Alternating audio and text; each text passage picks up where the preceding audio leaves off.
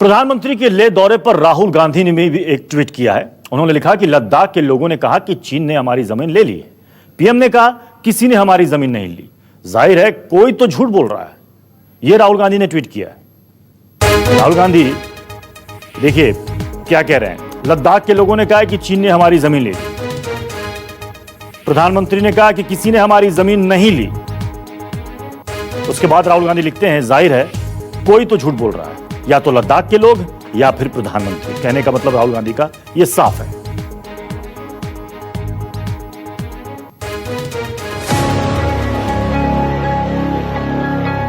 Chinese जो हमारे valley के अंदर या हमारे बॉर्डर के अंदर आए हैं। चीनी फौजी हमारे गढ़वाल एरिया में 15 किलोमीटर घुस के आया है। This is the deadliest clash in nearly 50 years.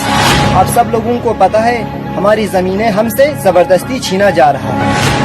Ladakh के अंदर जो चमथंग का जो इलाका है, यहाँ जो इस इलाके के अंदर लगातार जो चाइना अपना एक्विजिशन कर रहा है। चाइनीज जो है बार बार हमारे इंडियन बॉर्डर में घुस रहे हैं लद्दाख से। हमारा बहुत जमीन चाइना खरब के ले जा रहा है। बिल्कुल वो हमारी लैंड ले रहे हैं। हमारे कितने सारे जगहों को कब्जा करके रखा। पेंगोंग झील में फिंगर 8 से लेकर फिंगर 4 तक पहुंचा हुआ है। हमारे गलवान वैली पे वो कम से कम 4 किलोमीटर अंदर आए हुए हैं। नमस्कार, मैं हूं मानक गुप्ता। अगर आपको हमारा ये वीडियो पसंद आया हो तो इसे लाइक और शेयर जरूर करें, और हां, हमें सब्सक्राइब और फॉलो करना ना भूलें ताकि आप देश और दुनिया की कोई खबर मिस ना करें। तो जुड़े रहिए हमारे साथ और देखते रहिए न्यूज़ 24। दरअसल ये कुछ वीडियोस है जो कि कांग्रेस ने जारी किए थे। कांग्रेस का कहना है कि ये लद्दाख के लोग हैं जो बता रहे हैं कि चीनी सेना ने कैसे उनके इलाके में अपनी दखल बढ़ा दी है और जमीनों पर कब्जा किया है। एलएसी पर तनातनी के बीच प्रधानमंत्री मोदी ने आज लद्दाख से साफ साफ संदेश दिया। उन्होंने सीधे तौर पर चीन को चेतावनी दी कि भारत ने हमेशा आक्रांताओं को मुंहतोड़ जवाब दिया है। हमारे जवान धरती बचाने के लिए जान लगा देंगे। ऐसे में चीन की विस्तारवादी नीति नहीं चलेगी। वीर हमेशा शस्त्र की ताकत से मातृभूमि की रक्षा करते हैं। हौसला, आपका शौर्य और मां भारती के मान सम्मान की रक्षा के लिए आपका समर्पण अतुलनीय है।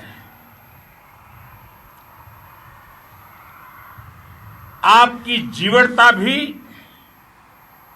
दुनिया में किसी से भी कम नहीं है। जिन कठिन परिस्थितियों में,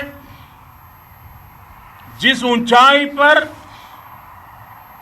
आप मां भारती की ढाल बन करके उसकी रक्षा करते हैं, उसकी सेवा करते हैं, उसका मुकाबला पूरे विश्व में कोई नहीं कर सकता है। आपका साहस उस ऊंचाई से भी ऊंचा है जहां आप तैनात हैं। आपका निश्चय उस घाटी से भी सख्त है जिसको रोज आप अपने कदमों से नापते हैं। आपकी भुजाएं उन चट्टानों जैसी मजबूत है जो आपके इर्द गिर्द खड़ी है।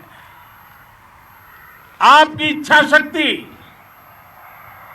आसपास के पर्वतों जितनी अटल है। आज आपके बीच आकर मैं इसे महसूस कर रहा हूं। साक्षात अपनी आंखों से इसे देख रहा हूं। साथियों, जब देश की रक्षा आपके हाथों में है, आपके मजबूत इरादों में है, तो एक अटूट विश्वास है। सिर्फ मुझे नहीं, पूरे देश को अटूट विश्वास है और देश निश्चिंत भी है। आप जब सरहद पर डटे हैं तो यही बात प्रत्येक देशवासी को देश के लिए दिन रात काम करने के लिए प्रेरित करती है।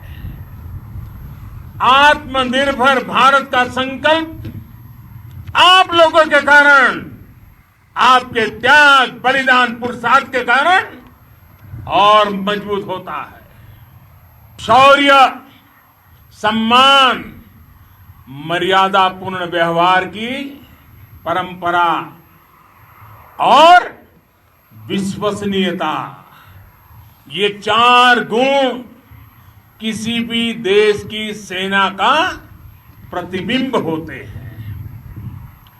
भारत की सेनाएं हमेशा से इसी मार्ग पर चली है। साथियों, विस्तारवाद का युग समाप्त हो चुका है। ये युग विकासवाद का है। तेजी से बदलते हुए समय में विकासवाद ही प्रासंगिक है। विकासवाद के लिए ही अवसर है और विकासवाद ही भविष्य का आधार भी है। बीती शताब्दियों में विस्तारवाद ने ही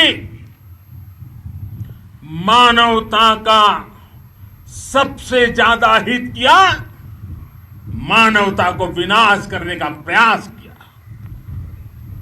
विस्तारवाद की जीत जब किसी पर सवार हुई है, उसने हमेशा विश्व शांति के सामने खतरा पैदा किया है। और साथियों, ये न भूले, इतिहास गवाह है कि ऐसी ताकतें मिट गई हैं या मुड़ने के लिए मजबूर हो गई है। विस्तारवाद के खिलाफ मन बना लिया है। आज विश्व विकासवाद को समर्पित है और विकास की खुली स्पर्धा का स्वागत कर। आपने सुना प्रधानमंत्री नरेंद्र मोदी को साफ साफ लफ्जों में कह दिया, विस्तारवादी नीतियां नहीं चलेंगी। जिसने भी विस्तार की सोची उसका गत हो गया। हमारे साथ रिटायर्ड मेजर जनरल जेकेएस परिहार साहब इस वक्त जुड़ चुके हैं।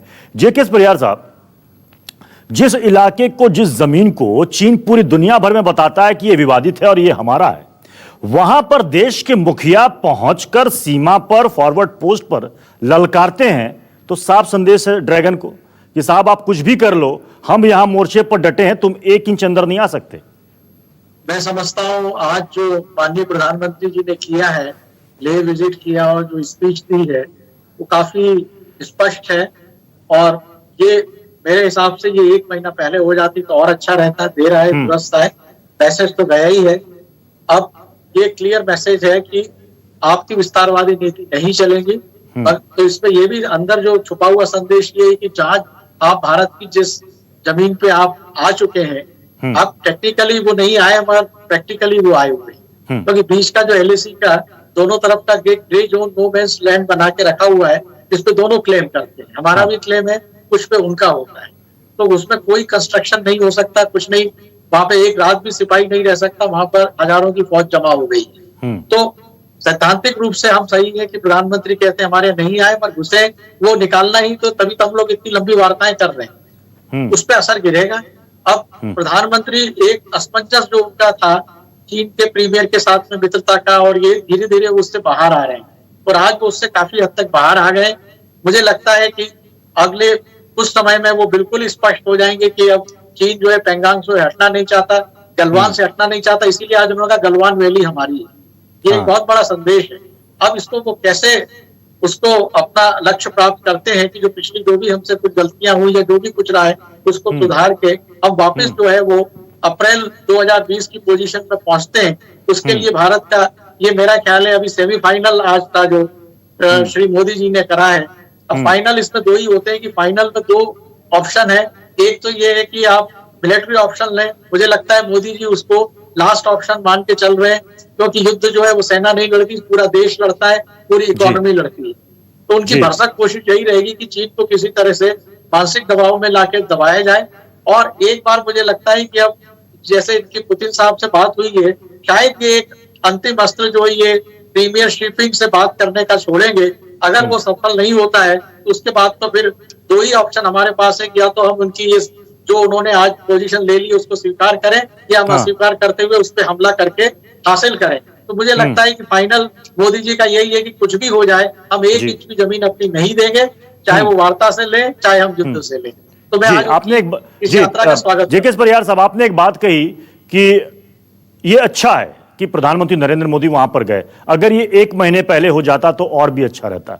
जिन जवानों ने वहां पर अपने 20 साथियों को खोया है, उनके बीच अगर देश का मुखिया आकर खड़ा होता है इस वक्त पर और कहता है कि हमें आप सब पर गर्व है, तो जाहिर सी बात है कि मनोबल तो ऊंचा होगा, उत्साह उनका बढ़ेगा। आप जो बात कह रहे हैं कि चीन को हम पीछे ढकेलेंगे, उनको कहेंगे कि आपने जो बीच में तंबू गाड़े हैं, जो आपने बातचीत में कहा कि हम पीछे हटेंगे, अगर नहीं हटेंगे तो उसको डिस्ट्रॉय कर दिया जाएगा। आपको लग रहा है कि ये कहीं ना कहीं ये मैसेज पीएम ने यही दिया है, अंदर छिपा हुआ मैसेज यही है? हाँ, बिल्कुल बिल्कुल सही कहा आपने। मैंने आपको स्पष्ट बोला है ना कि प्रधानमंत्री के सामने सिर्फ 3 ऑप्शन बचे हैं अभी। ऑप्शन नंबर 1 उनका ये है कि वार्ता के लिए मानसिक दबाव प्रेजेंस की उससे सब तरह से बता के आर्मी डिप्लॉयमेंट से ये है कि आप पीछे नहीं हटेंगे तो आपको परेशानी में जाना पड़े। दूसरा ऑप्शन जो है सेमीफाइनल जब होता है या उसमें कि आप शिपिंग से बात करें, उससे बात करने के पहले वो पूरा माहौल जमा चुके हैं। अमेरिका साथ में है, रशिया साथ में, बहुत सारी कंट्री उनके विस्तारवाद के खिलाफ खड़ी हो रही है, तो माहौल अभी जम चुका है। अब इसमें या तो शिपिंग दबाव में आके हाँ करते हैं और वापस जाते हैं, नहीं जाते हैं तो फिर ऑप्शन यही है कि हमें या तो युद्ध करना है नहीं तो आप मानिए। तो आज की डेट में कोई प्रधानमंत्री, कोई भी शासक ये बात स्वीकार कर ही नहीं सकता कि वो जहाँ चाइना वाले आ गए वहां को हम चुपचाप बैठ जाएंगे। वो करना तो पूरा अपने आत्मसम्मान को बेचना है। तो अंतिम अस्त्र तो फिर युद्ध ही बचता है जो सारा देश लड़ता है। यानी अब एक तरीके से प्रधानमंत्री ने वहां पर जाके साफ कह दिया कि भैया ऑप्शन तुम्हारे सामने, अब सोच लो कि तुम्हें क्या करना है। हमारी लाइन बिल्कुल क्लियर है, अगर आप नहीं हटे तो फिर हम वहां पर आपको डिस्ट्रॉय करेंगे, आपको खत्म करेंगे। बहुत बहुत शुक्रिया जेकेएस परिहार साहब हमारे साथ जुड़ने के लिए। नमस्कार, मैं हूं मानक गुप्ता। अगर आपको हमारा ये वीडियो पसंद आया हो तो इसे लाइक और शेयर जरूर करें, और हां, हमें सब्सक्राइब और फॉलो करना ना भूलें ताकि आप देश और दुनिया की कोई खबर मिस ना करें। तो जुड़े रहिए हमारे साथ और देखते रहिए News 24।